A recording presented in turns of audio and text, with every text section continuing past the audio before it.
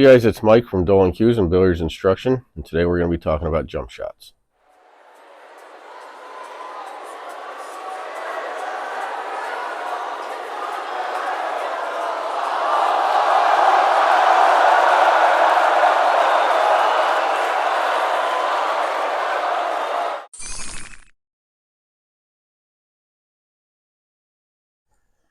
So when we start talking about jumping, we should start to talk about the equipment. So what we have here is the brake jump stick. This is the PureX quad threat.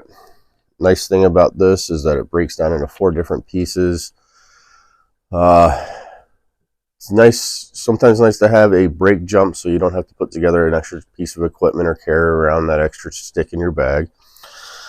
And when we want to, we can just take and unscrew one of the sections, so we can just take this handle off and toss it, and then we have a nicer long extended jump stick.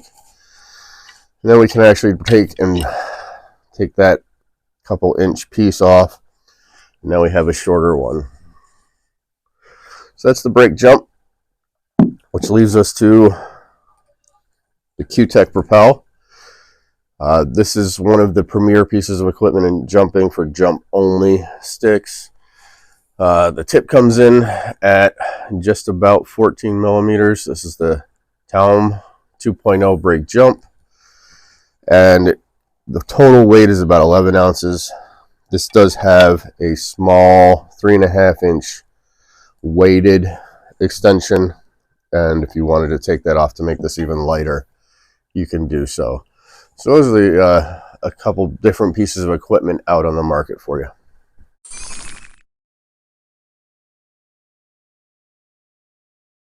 So we're going to talk about a couple different methods that you could use to jump. First is going to be called the dart method. This is typically an easier method to get started with. It is easier to get up and over a ball, but it may lack a little on accuracy. Often you can use this to get a higher elevation, and higher elevation of a higher angle will mean the ball can get up quicker and over the ball. So short jumps, you need to have a higher. For longer, further away jumps, you can actually drop the back of your stick down. So let's talk about the grip on a dart method. It's going to be very much like if you were holding a dart, and you should actually be able to throw this once you're comfortable. Index finger cradling above and middle finger cradling below, and our thumb just holding it together. This is going to be a looser grip. You want it to be able to pivot within there. So that's the grip. Where do we grip? First thing to do is find our balance point. So we're just going to move this around until we find, where does that cue not go left or drop down left or right. So that's our balance point. And typically you're going to go a couple inches back so that you can still hold this at about a 45-degree angle. If I go too far back, I can't even hold that up. So it's a couple inches back. How we stroke this ball, it's more of a wrist action. So have a nice, loose, floppy wrist. You're going to start the movement with your forearm, but it's going to be a lot more wrist action. Your pre-shot routine on this, or any jump shot, any shot period, should remain the same. I teach 3 elements to the pre-shot routine. That's your planning phase. How am I going to hit this? What's my line to hit this? My actual execution phase, where we just need to execute that plan, and then the verification phase, which is, did I deliver correctly? Is my tip where it needs to be. So that doesn't change. Chalk between every jump shot. Phenolic tips, the harder tips, the tome tips, they hold chalk well, but they don't hold it indefinitely. So let's talk about your stance. Your feet are going to be right in line with the aiming, with the shooting line. So here's my potting line for that to go in. Here's my shooting line.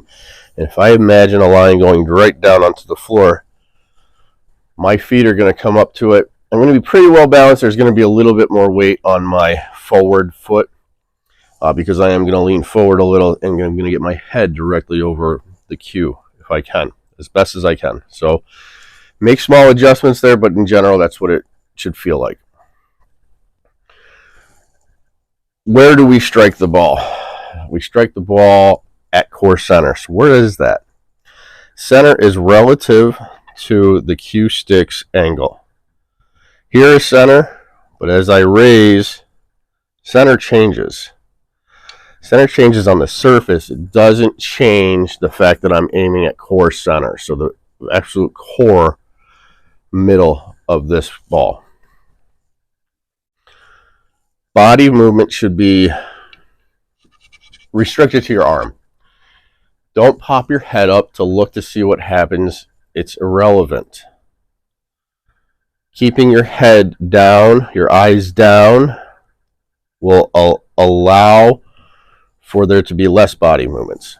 What happens when I raise my head is my whole frame starts to shift. So if my eyes go, my head's going to follow, my body's going to follow. It's a chain reaction. So don't even look.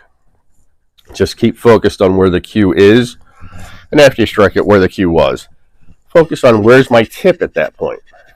So let's put this all together and see what this looks like. Balance point, my aiming. When I want to aim for accuracy, this was an element that I hadn't seen in any other videos. Come into my final point, what I believe that to look like. I'm going to shift my weight all the way back to get down low. Make any adjustments I need to, so I need to adjust a little bit.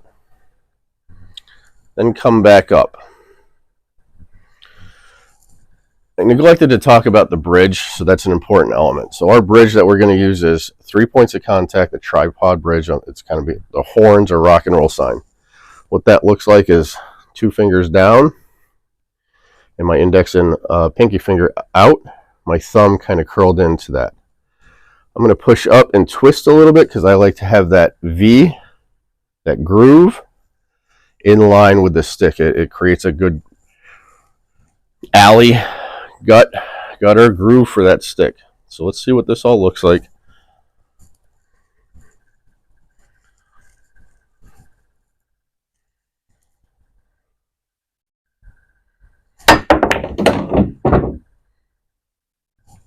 So there's a successful dart method bridge. Next, we'll talk about the overhand.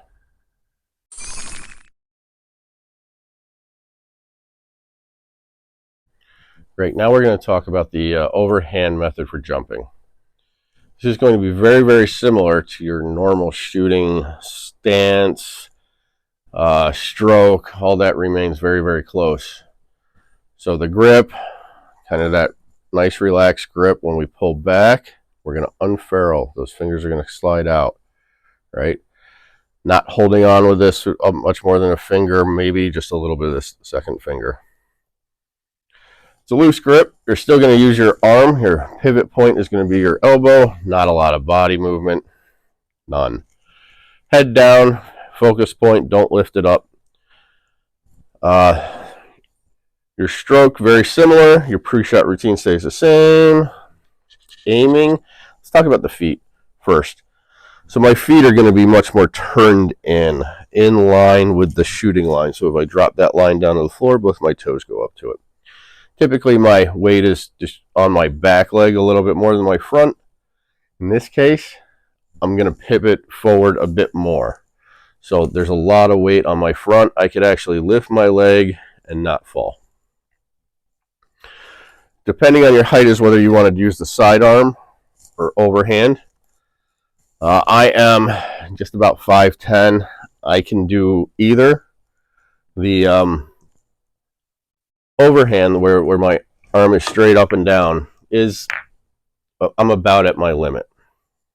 So let's start with the sidearm. Again, we come in to our final.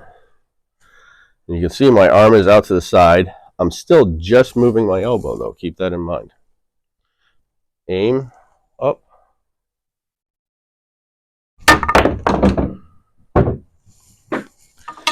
Now we'll demonstrate the overhand. And this one you'll see I'm pitched much more forward.